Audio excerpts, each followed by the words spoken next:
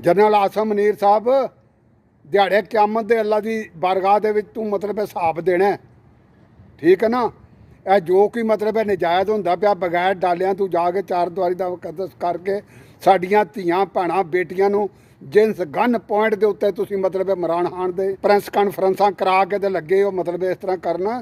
ये नहीं आर्मी नूं लोग इंज सलूट मारते सी, अज आर्मी नूं तुसां इतना की मतलब बदनाम करवा छड्डिया कि जिसका कोई हिसाब नहीं। दुनिया देख के मतलब रेंजर जाके घरां दे विचों मतलब फौज दीयां गड्डियां जाके घरां चों बंदे चुक रहीआं ने।